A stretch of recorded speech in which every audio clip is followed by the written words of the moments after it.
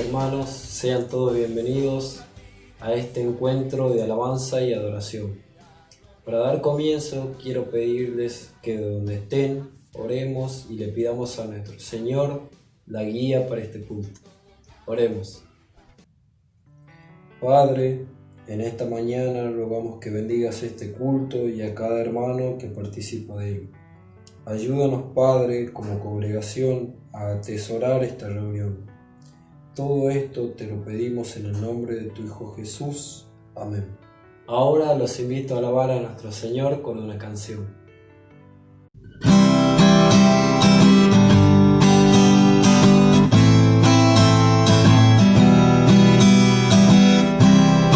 Noble sostén de la esperanza mía, fuente bendita de vida eterna, tan solo el alma que en sus fuerzas vías tiene paz, porque mi sostén es Jesús.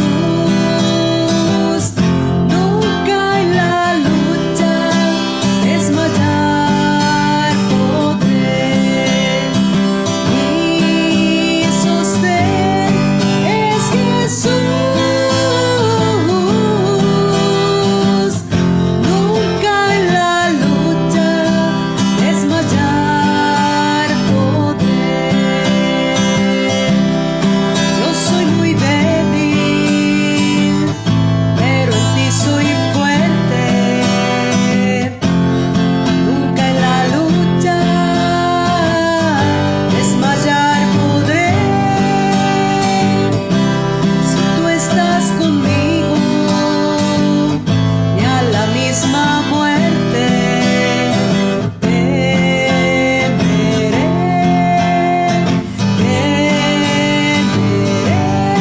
porque mi sostén es Jesús.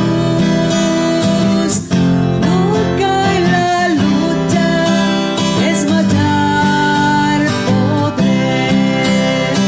Mi sostén es Jesús. Nunca en la lucha desmayar podré. Dura es la lucha, difícil la tarea, mas tú perdonas con tu gran poder. Espíritu renueva con la idea nueva de vencer, porque mi sostén es Jesús.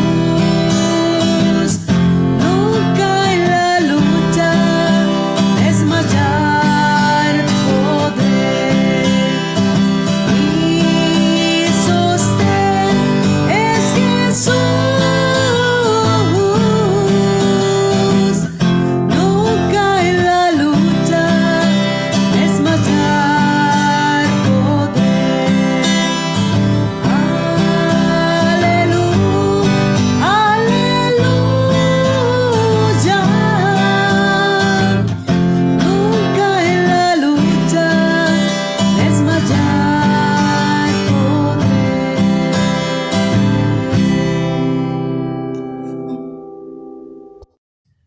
Hermanos, les pido que se preparen para oír la palabra de Dios. Está a cargo de nuestro pastor Roque Carvajal. Que sea de mucha bendición para todos. Oremos por este tiempo. Padre amado, gracias por este día que nos regalas. Hoy quiero pedirte por la dedicación de nuestro hermano, que nos compartirá tu santa palabra, que a través de él nos hables. Queremos escucharte, obedecerte, porque tu palabra es perfecta. Confiamos en ti. Te lo pedimos en el nombre de Jesús. Amén. Buenos días, queridos hermanos. Cuando Hernán Cortés estaba por partir de Europa a América, el obispo católico Nebrija le regaló a Hernán Cortés la primera gramática castellana y le dijo en aquel momento, cuando estaba por partir: Hernán, los reinos no se conquistan con espada, los reinos se conquistan con la palabra. Sabemos por la historia que Hernán Cortés conquistó México mayormente con la palabra. Si la palabra es importante, si la palabra es poder, queridos hermanos, me parece de suma importancia que en esta mañana reflexionemos sobre la palabra de Dios, sobre el poder de la palabra de Dios. Porque podemos preguntarnos con toda libertad, ¿por qué es poderosa la palabra de Dios? Para contestar esta pregunta, si es que nos la hemos hecho, ¿por qué es poderosa la palabra de Dios? Tomaré 3 textos de la Biblia para analizarlas y en base a ella tratar de contestar o de dar argumentos para hacer ver que la palabra de Dios es poder. El primero que tomaré es de San Juan capítulo 3, versículos 14 al 16. Aquí, en este pasaje, la palabra de Dios nos muestra que ella es poderosa por lo menos dos razones fundamentales. Porque nos da vida eterna y le da sentido a nuestra vida. En el versículo 14 dice: y como Moisés levantó la serpiente en el desierto, así es necesario que el Hijo del Hombre sea levantado, para que todo aquel que en él cree no se pierda, mas tenga vida eterna. El versículo 16 diría una reafirmación, porque de tal manera amó Dios al mundo que ha dado a su Hijo unigénito, para que todo aquel que en él cree no se pierda, mas tenga vida eterna. Esta poderosa palabra de Dios no solo nos da vida eterna, sino que además le da sentido a nuestra vida. Esto último que acabo de decir podría parecer trivial, es decir, esto último que le da sentido a nuestra vida, podría parecer que es algo trivial, algo insignificante. Sin embargo, el sentido de la vida es saber por qué estamos nosotros acá y, en segundo lugar, a dónde vamos después de este tránsito por este mundo, a dónde vamos el día que morimos. En la página literaria del domingo 20 de septiembre pasado, el doctor en filosofía Samuel Scorni hace una reflexión relacionada con el sentido de la vida y dice él: porque lo que espanta de la condición mortal de nosotros, de los hombres, no es que sea transitoria, no es la transitoriedad, sino que no conduzca a nada, que no esté regida por una dirección, que carezca, en fin, de sentido. Porque lo que nos estruja el corazón, dice Scorni, lo que nos estruja el alma, es que no haya diferencia entre haber vivido y no haber vivido. Este problema del sentido de la vida está arraigado en la mayoría de las personas.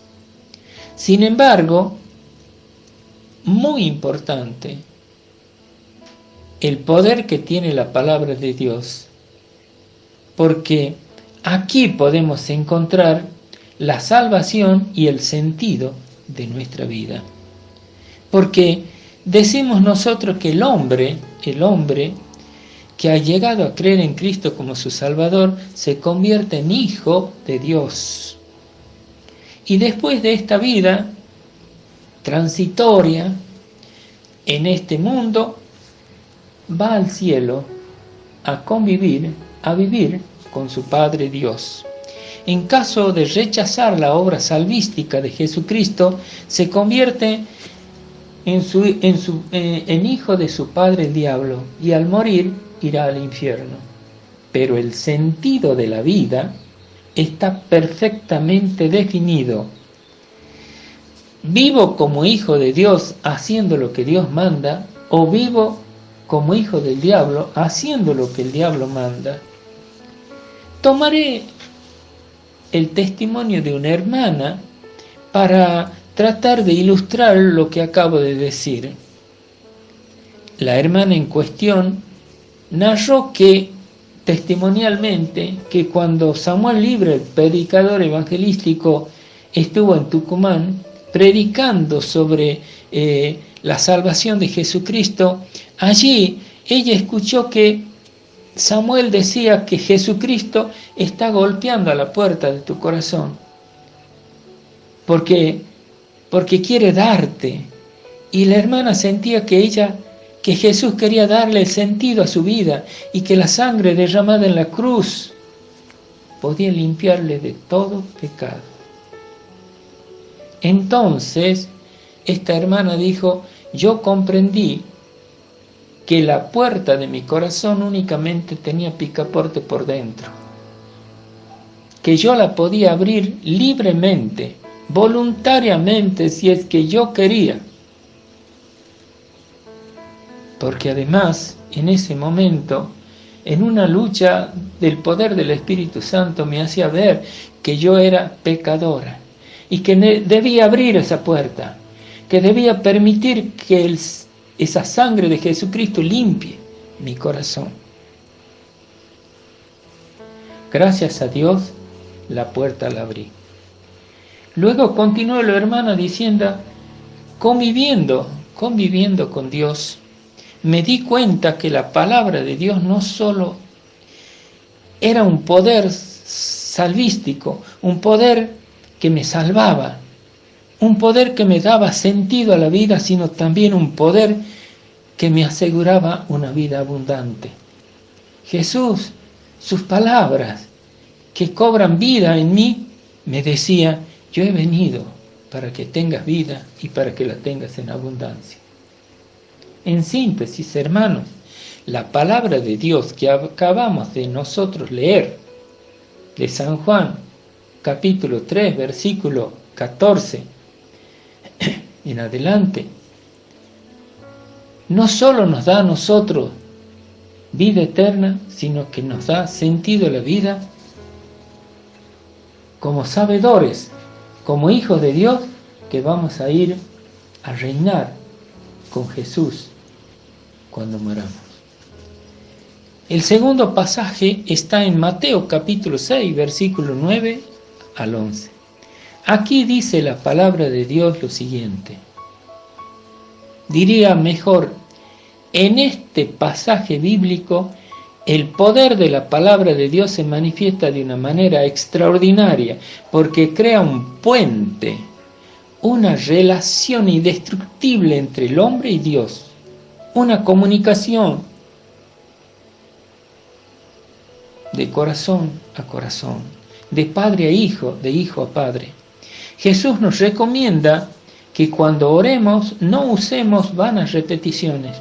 Jesús insiste en la oración que debe ser un acto de amor, de corazón abierto.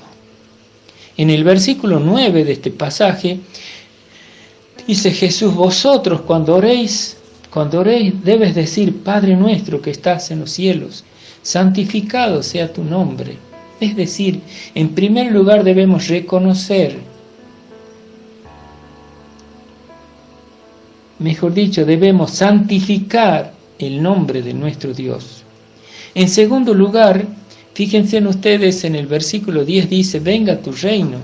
hágase tu voluntad en el cielo como en la tierra. Y aquí sí cabe la palabra que debemos reconocer la soberanía, la autoridad soberana de Dios.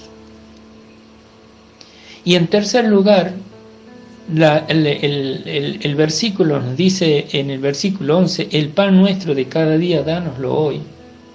Acá también debe haber un reconocimiento extraordinario que el proveedor es nuestro Dios. Queridos hermanos, este es un maravilloso pasaje del Sermón del Monte. En la Biblia existen más o menos 320 versículos que están relacionados con la oración y con orar. Evidentemente Dios está preocupado en que nosotros nos demos cuenta que la oración es un vínculo excepcional, extraordinario, de muchísima importancia entre Dios y el hombre. Ahora bien, estimados hermanos, quisiera que ustedes reflexionen si debería ser tema de mucha enseñanza, debería ser tema de preocupación de los maestros y de los predicadores, enseñar que la oración es importante y además es eficaz. Yo pensaba que sí. Entonces, en una oportunidad en la iglesia prediqué durante varias reuniones, en muchas oportunidades. Pero quiero también contarles la otra cara de la moneda, porque un hermano, al final, cuando ya nos íbamos a nuestra casa, me advirtió, me habló amorosamente y me dijo: hermano, ¿por qué usted predica tanto sobre la oración? Y este hermano era don Juan Carlos Costilla. Y él me dijo: hermano, ¿no se da cuenta usted que todo eso que usted dice ya nosotros lo sabemos? Que todo hijo de Dios debe saber eso. Usted no sabe que todos nosotros usamos la oración como una herramienta poderosa para pedir a Dios lo que nosotros necesitamos. Que usamos como un vínculo estrecho con Dios para alabarle, para honrar su nombre, para decirle que le amamos, que le queremos, que Él es nuestra protección, que es nuestro cuidado, que es el que nos da el pan de cada día. Yo, después de escucharlo, me quedé en silencio pensando. No le dije nada. Don Juan Carlos era un hombre de oración, un hombre de fe. Amaba al Señor Jesucristo y yo he sido testigo de que era un hombre que le pedía a Dios y Dios le contestaba, le daba. Yo estaba admirado de su fe. Sin embargo, no les contaré las muchas oraciones contestadas que he sido testigo de este hermano en Cristo. Sin embargo, tomaré otro ejemplo de don Celaya, otro hermano en la fe de la iglesia del Bracho. Allí este hermano, para él la oración era la llave del éxito de su vida. La historia del hermano Celaya comienza cuando, esta historia particular, comienza en el momento que se cierran los ingenios azucareros acá en Tucumán y la gente que iba a la cosecha, a la zafra, a pelar caña, no lo podía hacer. La pobreza aumentó, la falta de trabajo aumentó, y un día en la vida del hermano Celaya fue triste y peculiar. Amaneció el día y no tenían para tomar ni mate cocido ni pan para desayunar. El hermano Celaya, fiel a la palabra de Dios, abrió la Biblia, reunió a su familia y él leyó un texto que, según él, vino a su cabeza. Dad gracias a Dios en todo, dad gracias en todo, porque esta es la voluntad de Dios para con vosotros en Cristo Jesús. 1 Tesalonicenses 5:18. Seguidamente toda la familia, su esposa y sus hijos, oraron, dando gracias por el momento difícil que estaban pasando y recalcando que aceptaba la soberana voluntad de Dios.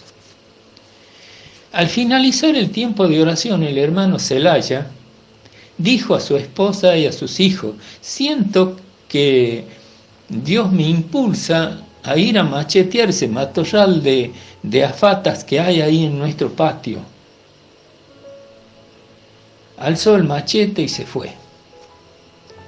Y estando allí hachando las afatas, mientras lo hacía, encontró un atado como una pelota de trapo, pero grande, un envoltorio hecho de trapos viejos.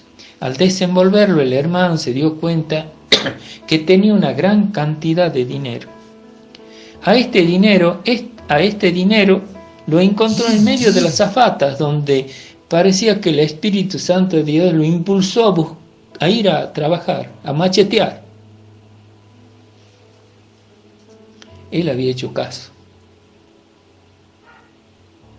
porque siempre era un hombre obediente a la palabra de Dios. Ese dinero le sirvió al hermano para comer ese día, y no solo eso, sino durante toda la temporada que no tuvo trabajo. Siempre que recuerdo, que revivo este testimonio, recuerdo el mensaje bíblico: el justo por la fe vive, el justo por la fe vivirá. Y Dios nunca desampara a sus hijos. El tercer pasaje de la Biblia que vamos a usar para mostrar que la palabra de Dios tiene poder está en el Salmo 27, del versículo 1 al 3. Acá la palabra de Dios se revela, se muestra poderosa, porque nos crea un sistema de seguridad y nos libra de los enemigos. La Biblia en eso, si lo leemos a los 3 versículos, allí dice: Jehová es mi Dios, es mi luz y mi salvación. ¿De quién temeré? Jehová es la fortaleza de mi vida. ¿De qué he de atemorizarme? Cuando se juntaron los enemigos, los malignos, para comer mis carnes, ellos tropezaron y cayeron. Aunque un ejército acampe contra mí, no temerá mi corazón. Hermanos, ¿creemos en estas palabras de Dios? ¿Creemos que estas palabras son para nosotros? ¿Creemos que es la poderosa palabra de Dios que nos está diciendo: yo soy la luz y tu salvación? ¿Yo soy la fortaleza de tu vida?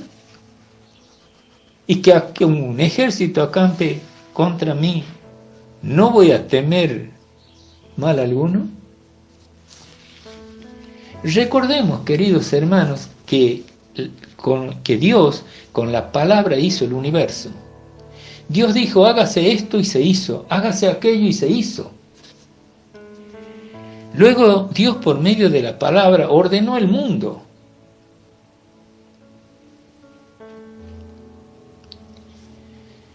Permítanme ahora contarles una experiencia testimonial de una hermana que amorosamente nos hizo participar de este relato a otro hermano y a mí, estando en la Villa Bautista de Córdoba hace varios años atrás. La hermana en cuestión, que no recuerdo su nombre, era colega del psiquiatra Palacio Gavi, y que fue a trabajar como psiquiatra en el Hospital de Concepción, en Tucumán. Cuando se presentó al director del hospital, el director la recibió amablemente, cordialmente. Sin embargo, luego al final de la conversación se volvió duro y hosco. Le dijo, entre otras cosas: doctor, aquí el que manda soy yo. Aquí yo soy el que tiene la suma del poder. La hermana nos dijo que se retiró un poco turbada, que no sabía qué es lo que el director quería decirle. Pasaron algunos días, ella siguió pensando y ya casi se olvidó al final, y una noche que estaba en el hospital, en su cuarto, porque ella dormía en el hospital, escuchó los pasos del médico que se acercaba a su habitación. Al poco rato, notó que él penetró en la habitación sin abrir la puerta, cosa que ella estaba segura de haberle puesto llave. Seguidamente, estando ya adentro, escuchó la voz del médico y le dijo: ahora, doctora, sabrá quién es el que tiene la suma del poder, quién es el poderoso aquí. Y como para que no se le quedaran dudas que estaba allí, le acomodó las colchas, porque era invierno. La hermana dijo que un frío le había corrido por su cuerpo, pero que en ese mismo momento recordó las poderosas palabras de Jesús, que él dijo: si algo pidieres en mi nombre, yo lo haré. Si algo pidieres en mi nombre, yo lo haré. Y recordé eso, y recordé el Salmo 27. Jehová es mi luz y mi salvación. Como un resorte, dice la hermana, salté de la cama. Y en la oscuridad le dije al médico, al doctor, al director: yo tengo un amigo más poderoso que usted. Ese amigo es Jesucristo. Y dirigiéndome a él firmemente le dije: en su nombre y por la sangre derramada en la cruz, te ordeno, Satanás, que te retires, que no me molestes más. Y a partir de allí, todo fue calma. El resultado de estas palabras poderosas de Dios me dieron la paz y la tranquilidad. Nunca más me molestó este médico director. Estimados hermanos, la palabra de Dios tiene poder. La palabra de Dios es poderosa porque nos da seguridad, crea un sistema de seguridad para librarnos del diablo y de cualquier enemigo. Resumiendo lo que acabamos de decir, en primer lugar podemos acotar lo siguiente: la palabra de Dios es poderosa, primero, porque nos da la vida eterna y le da sentido a nuestra vida. En segundo lugar, la palabra de Dios es poderosa porque ha creado un vínculo, un puente, una relación afectiva entre nosotros y Dios, para que pidamos lo que necesitemos, para que pidamos el pan de cada día. Y en tercer lugar, la palabra de Dios es poderosa porque ha creado un sistema de seguridad alrededor de nosotros donde nadie puede penetrar sin la autorización de Él. Un sistema de seguridad como una fortaleza, como un escondedero, como un cobijo, como usted se lo puede imaginar. El poder de la palabra de Dios puede hacer cambiar mi vida,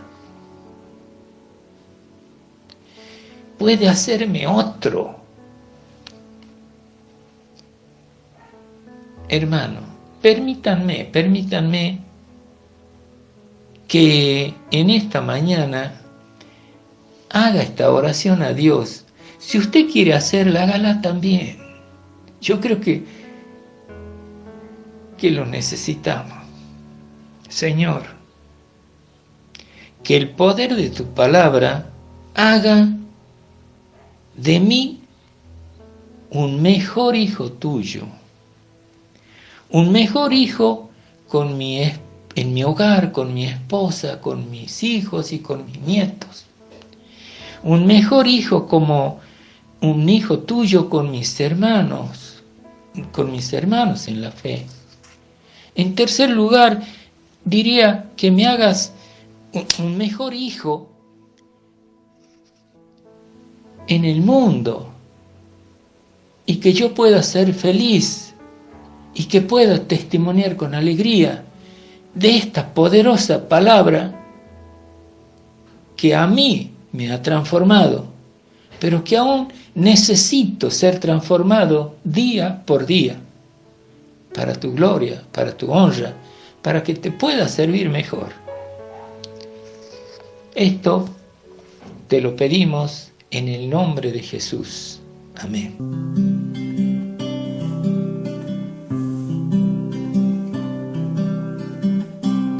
Alzaré mis ojos a los montes, ¿de dónde vendrá mi socorro? Mi socorro viene del Señor,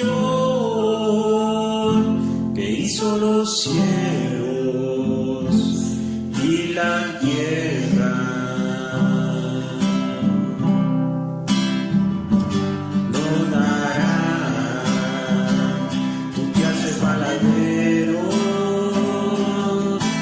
Se dormirá el que te guarda, he aquí no se adormecerá, ni dormirá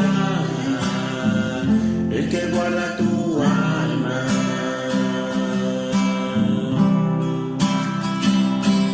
Tu guardador es tu sombra a tu mano derecha. El sol no te fatigará de día ni la luna de noche. El Señor te guardará de todo mal. Él guardará tu alma.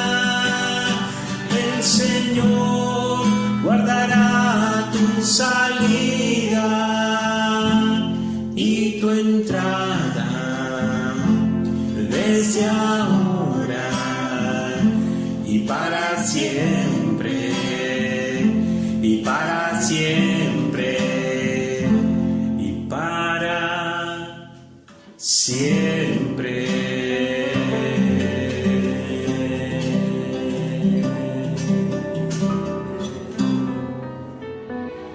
Antes de finalizar este culto, quiero pedirles que sigan orando por los hermanos que se encuentran enfermos, por la familia, por la economía y por el mundo, y sobre todo por esta pandemia que nos toca atravesar.